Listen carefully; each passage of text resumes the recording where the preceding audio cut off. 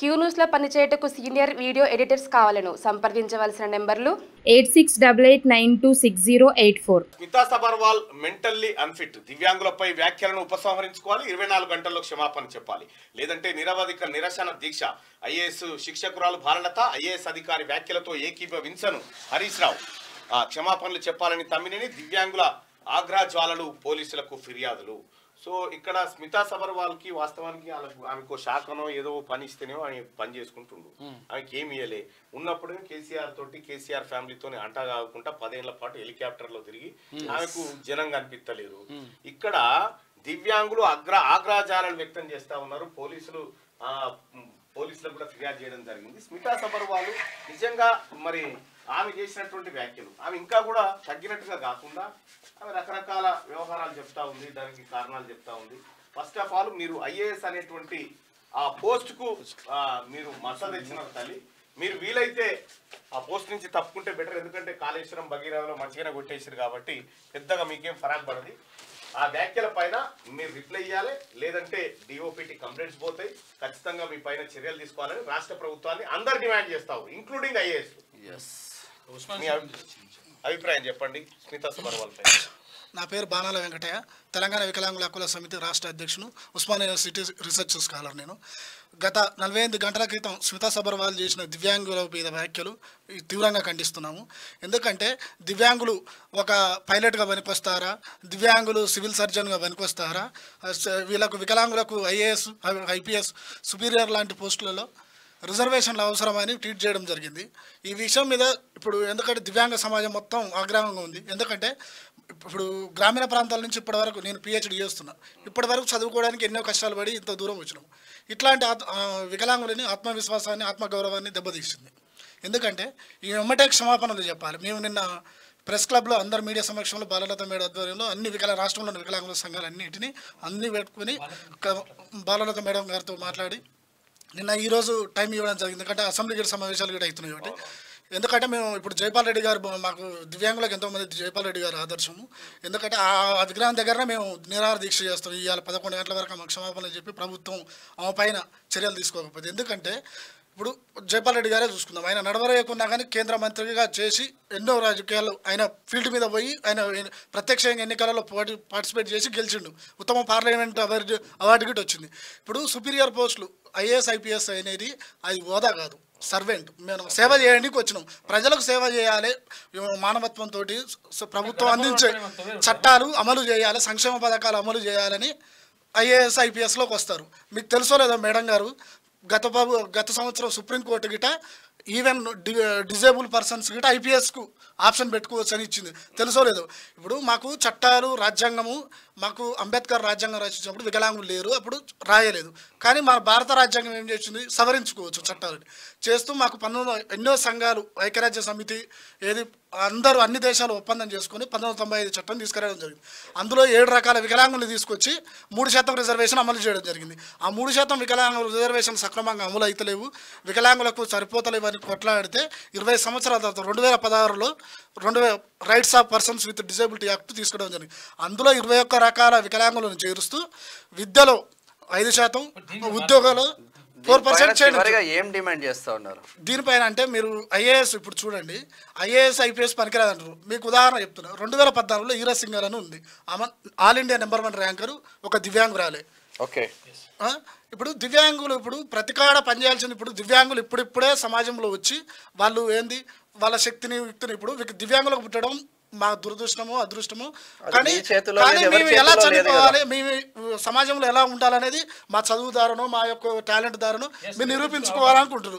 ఒక్కొక్కరు ఒక రంగంలో, క్రీడ రంగంలో, దాంట్లో ఇప్పుడు ఎంతోమంది ఉంటారు. వికలాంగులు ఎందులో తక్కువ అండి. ఇప్పుడు స్టీఫెన్ హాకింగ్ ఉన్నాడు, ఆయన ఐన్స్టీన్ అంత గొప్ప శాస్త్రవేత్త. సుధా చంద్రన్ ఉన్నారు, ఆమె లెగ్గు లేకపోయినా డ్యాన్స్ చేయగలిగింది.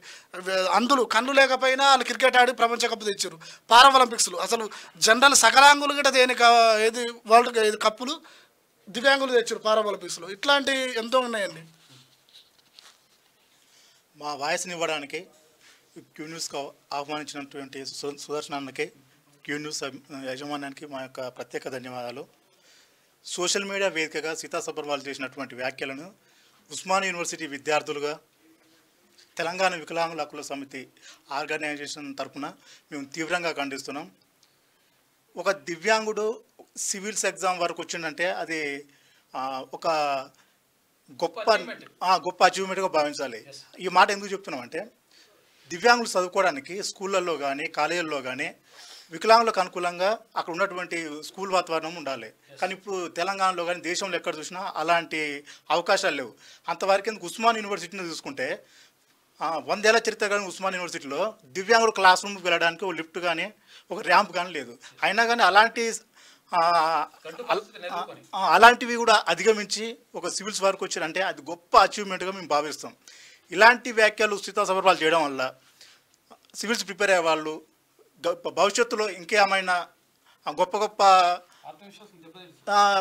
చేయాలనుకున్నప్పుడు ఆత్మవిశ్వాసం దెబ్బతింటుంది. స్మితా సబర్వాల్ చేసినటువంటి ఈ వ్యాఖ్యల వలన దివ్యాంగులు ఆత్మవిశ్వాసాన్ని కోల్పోయే ప్రమాదం ఉంది. కాబట్టి బేషరతుగా ఈ దివ్యాంగ లోకానికి స్మితా సబర్వాల్ గారు తప్పకుండా క్షమాపణ చెప్పాలి. ఒకవేళ తను క్షమాపణ చెప్పకపోతే ఉస్మాన్ యూనివర్సిటీ వేదిక కానీ మేము కూడా ధర్నా చేసి ఇక ఫ్యూచర్లో ఇలాంటి వ్యాఖ్యలు చేసే వారికి చంపబెట్టి ఉండే విధంగా మేము కూడా ఉద్యమం లేవదీస్తామని ఈ క్యూ న్యూస్ వేదికగా తెలియజేసుకుంటున్నాం. Thank you. ఇప్పుడు స్మితా సబర్వాల్ చేసిన వ్యాఖ్యల్ని వెంటనే ఆమె ఉపసంహరించుకొని ప్రభుత్వం చర్యలు తీసుకోవాలి. ఈ రాష్ట్ర ముఖ్యమంత్రి రేవంత్ రెడ్డి గారు, మహిళా శిక్షణ సీతక్క గారు, చీఫ్ సెక్రటరీ గారు, అలాగే సుప్రీంకోర్టు హైకోర్టులు గిట సుమోటోగా తీసుకోవాలి. ఎందుకంటే రాజ్యాంగం ఇస్తున్న మా 4% రిజర్వేషన్ని మీరు ఐఏఎస్ పనికిరావడానికి ఈమెవరండి? ఐఏఎస్ అనేది మేధాశక్తితో పనిచేస్తారు. ఫీల్డ్ మీదకి కింది స్థాయి ఆఫీసర్లు పోతారు. నీకు ఎంతో పాలసీ మేకింగ్ ఉంటుంది. కాబట్టి ఈ విషయంలో ఎమ్మటే చర్యలు తీసుకోవాలని కోరుతున్నాము. ఫిజికల్గా ఏముంటుందండి, ఇప్పుడు పాలసీ మేకింగ్ నాకు అట్లా అనిపిస్తుంది. ఇలాంటి అధికారులు ఉంటే ప్రభుత్వాలలో, రాష్ట్ర ప్రభుత్వాలలో ఇట్లాంటి వారి వల్ల సలహాల వల్ల దివ్యాంగుల సమాజానికి చేసే సంక్షేమ పథకాలు ఏమాత్రం అందుతున్నాయని నాకు అనిపిస్తుంది. ఈ స్మితా సబర్వాల్ గారు గతంలో మెదక్ హైదరాబాద్ కలెక్టర్గా చేశారు. అప్పుడు దివ్యాంగులకు ఎలాంటి సేవలు అందించింది అనేది ఇప్పటికీ డౌట్ కొడుతుంది. అంటే వాళ్ళకి రావాల్సిన బెనిఫిట్స్ అంతా ఈమె అడ్డుకున్నట్టే అనిపిస్తుంది నాకు. మాకు శరీరంతో చేసే ఉద్యోగాలు మాకు ఏమొద్దు, మేధస్సు చేసే ఉద్యోగాలు మీరు చేస్తాం. శరీరంతో చేసే ఉద్యోగాలు ఏమైనా ఉంటే అవి మీరు చేసుకోండి, మాకు సంబంధం లేదు. మేధస్సుతోనే అది స్మితా సబర్వాల్ చెప్పాలన్నా. అంటే ఇట్లా చేతులతో ఇట్లా చాపర్లెక్కి చాపర్లు దిగారు. వేసుకోమ్మా అని చెప్తున్నారు. ఇక మేమన్నా డైరెక్ట్ చేసేది ఉంటే నువ్వు వేసుకో, కానీ మేధస్తో చేసి ఉంటే మేము చేస్తామంటారు. అది లెక్క ఇంకా అర్థం అయి ఉండాలి. ఎందుకంటే పోటీ పరీక్షలు ఇంతవరకు చదువుకొని వచ్చిన వాళ్ళు 100% అసలు యాక్చువల్గా విషయం ఏంటంటే, నేను మిత్రులు కూడా ఉన్నారు కాబట్టి నేను చెప్తున్నా, అసలు యాక్చువల్గా నేను దివ్యాంగులకు సంబంధించి నిజంగా ఎవరన్నా ప్రపంచంలో ఎవరికైనా రిజర్వేషన్ ఉండాలంటే దివ్యాంగులకే ఉండాలని చెప్పేసి బలంగా నమ్ముతుంది. ఇదేనా సబ్జెక్ట్? విషయం ఏంటంటే, కారణం ఏంటి అంటే అంటే నేను ఒకటి కావ్యం కూడా దాన్ని ఇంకా ఫైనల్ చేయలేదు, ఇంకా మనం రాసినాం కదా ఒకటి. అంటే ఎందుకు అంటే వాళ్ళకి అవసరము అంటే 1000% ప్రభుత్వం కానీ తర్వాత ఈ సమాజం కానీ 1000% తోడ్పాటును అందించాలి, తర్వాత భరోసా ఇవ్వాలి, తర్వాత మేము ఉన్నటువంటి ధైర్యం ఇవ్వాలి. వాళ్ళని ప్రత్యేకంగా అట్లా ఇట్లా చూడాల్సిన అవసరం లేదు. ఎందుకంటే ఒకవేళ అట్లా చూసుకుంటే బలవంతులకు ఇవ్వాలంటే పురుషులకు ఉన్నంత బలం స్త్రీలకు ఉండదు కదా, రిజర్వేషన్ ఇస్తున్నాం కదా. మేడం మాట్లాడిన మాటలు దివ్యాంగ రిజర్వేషన్ గురించే కాదు, ఇంకా ఎస్సీలు ఎస్టీలు మిగతా రిజర్వేషన్ల గురించి కూడా ఆమె అభిప్రాయం ఆమె ఉద్దేశం. కాకపోతే దివ్యాంగులు మాట్లాడలేరు, ప్రశ్నించలేరు, వచ్చి ఏం వీళ్ళ మీద కామెంట్ చేసినా ఎవరు పట్టించుకోవాలని ఉద్దేశంతో కామెంట్ చేసినట్టుగా భావించాలి. పిచ్చి పిచ్చిగా మాట్లాడద్దు. స్థాయిలో ఉన్నప్పుడు ఓ లెక్క ఉండాలి. లెక్క ఇష్టం వచ్చినట్టుగా చేస్తాం, రీల్స్ వేసినట్టు కాదు అంటారు వాళ్ళు. అంతేనా? అంతేనా? సరే, ఏమన్నా ఫిజికల్ చేసి ఉంటే నువ్వు చేసుకో అమ్మా, మేము మైండ్తో చేసి ఉంటేనే మేము మాకు చెప్పండి.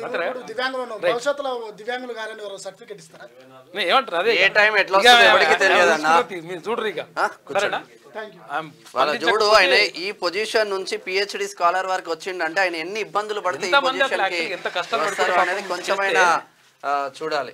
క్యూ న్యూస్ లో పనిచేయటకు సీనియర్ వీడియో ఎడిటర్స్ కావాలను సంప్రదించవలసిన నెంబర్లు 8688926084.